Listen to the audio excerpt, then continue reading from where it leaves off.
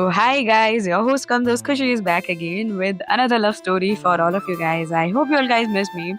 ये कहानी होने वाली है भाई, ये बहुत मस्त होने वाली है. काश मेरे पास एक मेल वॉइस ओवर आर्टिस्ट होता जो फ्री में काम कर देता. डेफिनेटली ये कहानी बहुत सही बनती, but it's okay, it happens. मुझसे काम चलाओ दोस्तों अभी.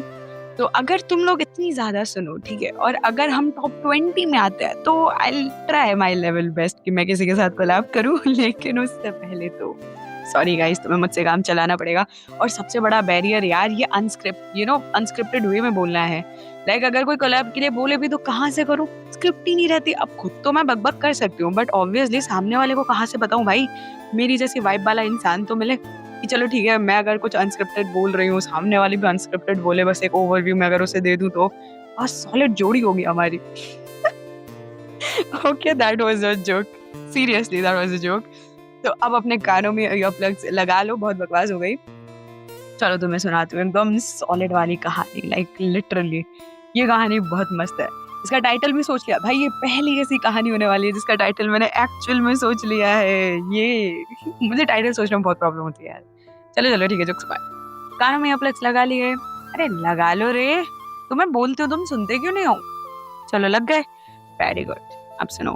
तो एक कहानी है तारा और नील की. सुंदर नाम है ना, I know.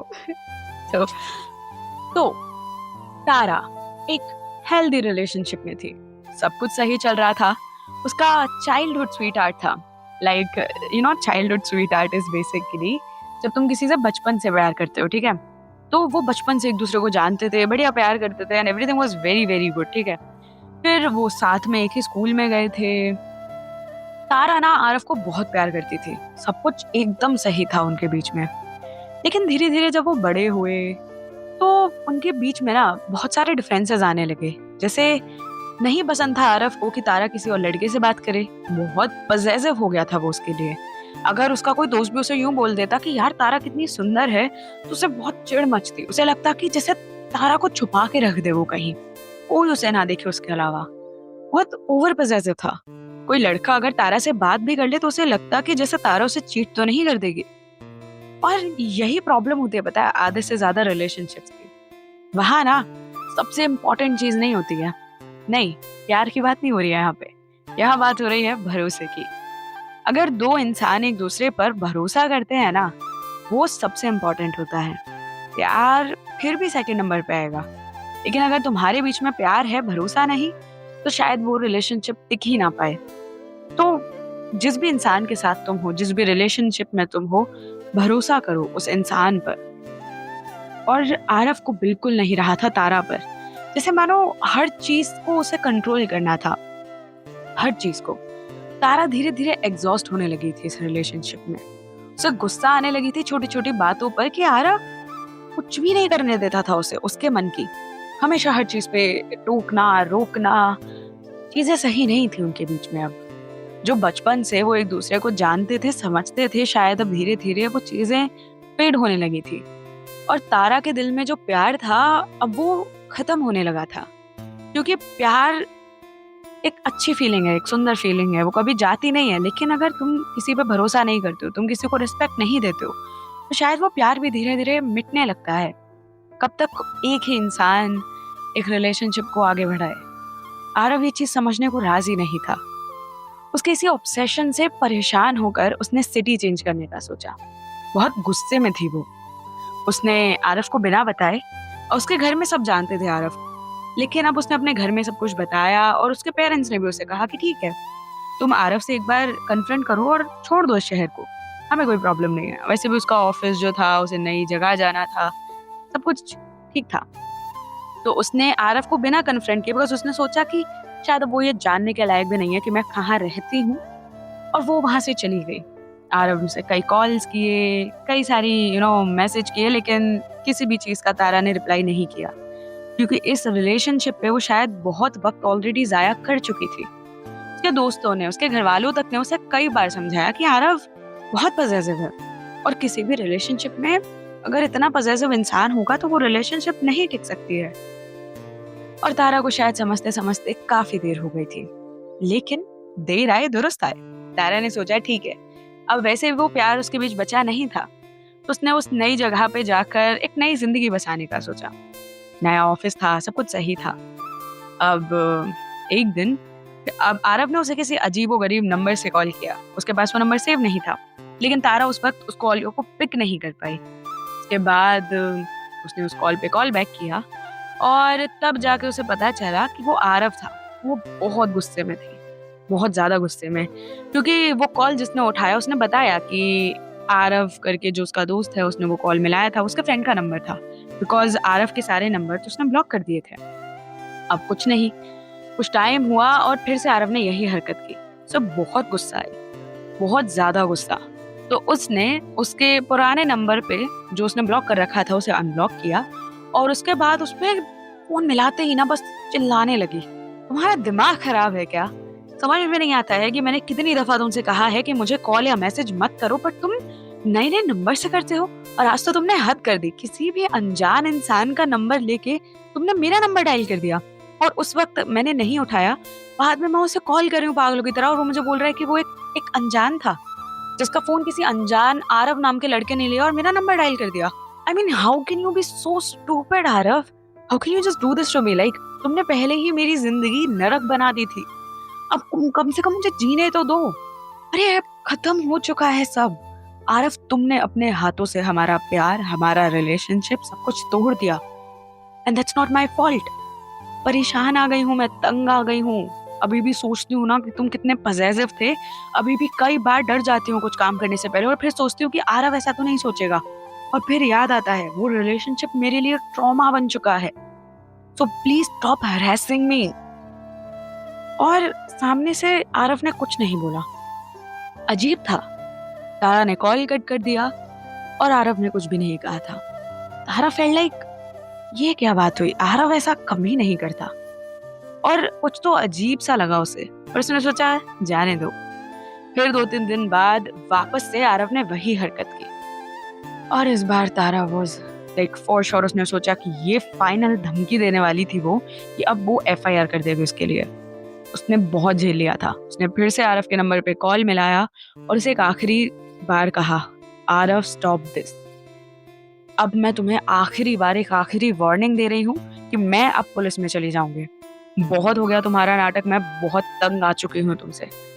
So stop doing this. हर किसी के फोन से मेरा फोन मिला देना। Are you mad or what? तुम्हारा दिमाग खराब है क्या? और इतना सब कुछ बोलने के बाद अब तारा बहुत ज्यादा परेशान हो गई थी, लेकिन सामने से एक आवाज आई, सॉरी टू से बट तुम्हें नहीं लगता कि तुम्हें अब तक शायद पुलिस के पास चले जाना चाहिए था? ज्यादा देर नहीं हो गई, तुम कब तक किसी को अपने आप को ऐसे हैरेस करने दोगी? तारा वो शॉक्ड, ये कौन था, किसकी आवाज थी ये? और नंबर तो आरव का था। ने कहा कौन कौन बोल रहा है? उधर से उस सामने वाले इंसान ने कहा कि आरव नहीं बोल रहा हूँ। और तुम पुलिस के पास क्यों नहीं जाती हो? इतने दिन से वो तुम्हें हरास कर रहा है, जिस हिसाब से तुम फ्रस्ट्रेटेड हो, लगता है 1 दिन की या 2 दिन की या 1 हफ्ते की बात नहीं है, महीनों से चल रहा है। नंबर क्यों नहीं चेंज कर लेती हो? और तारा ने कहा कि ये नंबर बहुत इंपॉर्टेंट है, इसको चेंज नहीं कर सकती हूँ मैं, otherwise I am not that stupid. और वो उसी पर भड़क गई वापस से, इवन दो उसे पता था कि अब वो आरव है भी नहीं। और उस इंसान ने सुन लिया सब कुछ। उसके बाद तारा ने गुस्से में कॉल भी कट कर दी। फिर अगले दिन तारा को बुरा लगा कि आखिर पहली बात तो वो उस इंसान को 2 बार खुद कॉल कर चुकी थी, जो कि बहुत अजीब था, क्योंकि आरव भी उसके साथ कुछ ऐसा ही कर रहा था, किसी के भी फोन से फोन मिला देना। उसने भी वैसा ही किया, किसी अनजान इंसान को 2 दिन से वो फोन कर रही थी और उसको कुछ भी सुनाई दे रही थी। तो उसने वापस उस फोन पे कॉल किया नंबर पे and she said I am actually very sorry, वो बात ये है। और फिर उसने पता नहीं क्यों बस उसे सब कुछ बता दिया कि ऐसे ऐसे करके उसका कोई था एक्स और उसने ऐसे उसे परेशान किया इन सब कुछ। तो सामने वाले इंसान ने कहा कि सी, तुम अपने आप को ऐसे परेशान होने दोगी तो वो तुम्हें परेशान करेगा और शायद उसे मजा आ रहा होगा इस समय। So just do one thing, go for yourself. जाओ पुलिस स्टेशन में, उसकी एफआईआर करो और शायद तब जाके उस इंसान को अक्ल आएगी। Do it for yourself. डर डर के जीने से कुछ नहीं होता है। वो तुम्हारी शायद इस डर का फायदा उठा रहा हो, वो जानता होगा तुम्हें कि शायद तुम पुलिस पे नहीं जाओगे, इसीलिए तुम्हें इतना परेशान कर रहा है, क्योंकि तुम शायद वैसी लड़की हो नहीं। पर कभी जब हमें हमारे लिए स्टैंड लेना पड़ता है, इस दुनिया में हीरो नहीं आता है हमें बचाने के लिए। और फिर तारा ने कहा ठीक है, सोचती हूँ इस बारे में। उसने वो फ़ोन काट दिया। उसके बाद सच में उसे हिम्मत आई उस कॉल के बाद। वो गई पुलिस स्टेशन, उसने उसके खिलाफ एक एफआईआर कराई और पुलिस जो वाले थे वहाँ पे, उन्होंने बोला भी कि मैम आप इतने टाइम से हरास थी तो आप पहले आ जाती।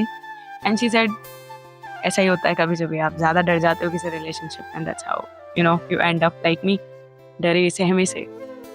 के बाद पुलिस स्टेशन से निकलते ही उसने फिर से उसे कॉल लगाया, उसी सेम इंसान को जिसका वो अब तक नाम तक नहीं जानती थी। और उसने उसे थैंक यू बोला, थैंक यू मुझे एनकरेज करने के लिए। हाँ, शायद उस रिलेशनशिप में रहकर मैं डरी सहमी सी, आरफ पे डिपेंडेंट रहने वाली लड़की, कुछ भी करने से पहले आरफ के बारे में सोचने वाली लड़की हो गई थी। खुद के दिमाग का इस्तेमाल करना शायद छोड़ दिया था मैंने। उसने मुझे मैनिपुलेट करा था इतना ज़्यादा कि शायद मैं हर चीज़ में सोचती थी कि आरव ऐसा सोचेगा, आरव ऐसा सोचेगा, ये बात आरव को बुरी लग जाएगी। पता नहीं, मतलब हाँ, मैं हो गई थी कन्विंस कि शायद आरव ही सब कुछ करेगा। लेकिन अब जब तुमने मुझे समझाया तो अकल आई कि नहीं, मैं खुद उसे अपने आप को मैनिपुलेट करने दे रही थी। अगर मैं चाहती तो शायद ये सब कब का रुक जाता, लेकिन बस हर चीज़ का एक वक्त होता है शायद। So thank you. एंड उसने कहा यू आर मोस्ट वेलकम। वो एक काफ़ी अच्छा लिसनर था। अब तारा कभी भी अगर परेशान होती तो वो उस अननोन नंबर पे कॉल करती और हमेशा भूल जाती कि सामने वाले से उसका नाम तो पूछ ले, या वो कौन है, या वो कहाँ है, कुछ भी। उसे कुछ नहीं पता था। It was just pure friendship, क्योंकि उसे भी तारा का नाम नहीं पता था। इन दोनों ने कभी अपना नाम तक शेयर नहीं किए थे, पर अपनी उससे खुद से जुड़ी हर बात शेयर की थी। और जब कॉल कट जाती तो याद आता उस अननोन नंबर को लिखा हुआ देखकर कि अरे नाम तो पूछा ही नहीं, जो कि आज तक नहीं पूछा था उन्होंने। बट वो अच्छे दोस्त बन गए थे। एक बार उसने तारा ने कुछ कहा तो सामने वाला जो इंसान था वो बहुत तेज हंसा। तो उसने कहा तुम बिल्कुल विलेन्स की तरह हंसते हो। और उसने कहा अच्छा ऐसी बात। और ऐसे ही उनकी कन्वर्सेशन कंटिन्यू हुई। कुछ दिन बाद उसको किसी दूसरे ऑफिस में जाना था। लाइक ये वाला ऑफिस जो था, यहाँ का वर्कलोड वगैरह वो बहुत ज़्यादा हो गया था। उसे एक अच्छी बेटर जगह पे नौकरी मिल गई थी, तो उसने अपना ऑफिस शिफ्ट किया। वहाँ जाने के बाद उसे काफ़ी अच्छा माहौल मिला। वहाँ का वर्क बैलेंस अच्छा था, वर्क लाइफ बैलेंस बहुत अच्छा था, लोग अच्छे थे, सब कुछ सही था। उनका जो मैनेजर था थोड़ा सा अकड़ू था, मतलब उसे अपनी हर चीज़ एकदम परफेक्ट चाहिए होती थी, एकदम परफेक्ट। सब कुछ सही चल रहा था, लेकिन कुछ दिन बाद जब उसने फाइनली वो अपने मैनेजर से ज़्यादा मिली नहीं थी, 1-2 बार ही मिली थी। उसमें भी उसका जो अकड़ू लुक था वो उसे देखकर सोचती ये तो पता नहीं कैसा इंसान होगा, पता नहीं हंसता भी होगा या नहीं। लेकिन फिर उसने एक दिन उसकी आवाज़ सुनी और उसे सुनते ही उसे समझ आ गया कि ये वही इंसान है जिससे शायद वो हर रोज बात करने लगी थी। उसे वहां पता चला कि उसका नाम था नील शर्मा। अब नील तारा के लिए एक अनजान नहीं रहा था, सिर्फ एक मैनेजर नहीं था। तारा जानती थी कि नील वही इंसान था जिसे वो बहुत पसंद करती थी और सोचती थी कि ये फोन पे इतना अच्छा बनता है भी। एक्चुअली वो बुरा नहीं था, बस वो बहुत ऑफिस में ऐसा था कि उसे जो काम चाहिए वो चाहिए, एकदम सही। ऐसा नहीं कि लोगों पे चिल्लाता था या कुछ, इंसान अच्छा था। बट ना उसके दिमाग में उसकी एक अलग छवि थी कि ये बहुत फनी इंसान होगा, ऐसा होगा वैसा होगा। अब सब कुछ ठीक था। उसने सोचा कि यार मैं उसे बताऊं कैसे कि मैं तारा हूँ जिससे मैं डेली बात करती हूँ। लेकिन फिर एक दिन तारा ने उसे कहा कि अरे यार तुम वैसे रियल लाइफ में क्या करते हो। तो उसने बताया कि मैं ऐसे ऐसे मैनेजर हूँ एंड दिस दैट। कंपनी का नाम उसने फिर भी नहीं बताया था उसे। फिर वो तारा से कुछ पूछता, उससे पहले ही तारा ने कहा अरे यार मुझे कहीं जाना है तो अभी मैं कॉल रखती हूँ, क्योंकि उसको पता था कि अगला सवाल वो करने वाला था कि तुम्हारा नाम क्या है। तो उसने कहा कि रखती हूँ यार फ़ोन, अभी आती हूँ। हाँ, और वो चली गई वहाँ से कॉल काटने के बाद। और सब कुछ सही था। वो हर दिन अब नील को नोटिस करने लगी। उसकी जहाँ वो बैठती थी वहाँ से नील का ऑफिस डायरेक्टली दिखता था। And now she used to just watch him every day, like ये वही इंसान है। व्हाट आर द ऑड्स कि तुम जैसे इंसान से एकदम एक दिन एकदम अचानक से तुमने उसे कॉल लगाया, तुमने उससे बात की, उस इंसान ने तुम्हें इतने बड़े कदम उठाने पे एनकरेज किया और वो इंसान तुम्हारा सबसे बड़ा सपोर्टर बना और आज वो तुम्हारे सामने है, सेम सिटी में, सेम ऑफिस में। What are the odds? अगर इसे यूनिवर्स का साइन नहीं कहा जाए तो क्या कहा जाए? दो लोग एक दूसरे से सच में उस रेड स्ट्रिंग ऑफ फेट से जुड़े हुए हैं। वही रेड स्ट्रिंग ऑफ फेट जो आई गेस हम सबको एक दूसरे से जोड़ रखा है। हमारे पार्टनर से हमें उसने जोड़ रखा है। कहीं ना कहीं तारा और नील इस बात से अनजान थे। तारा अब जानने लगी थी कि नील कैसा इंसान था।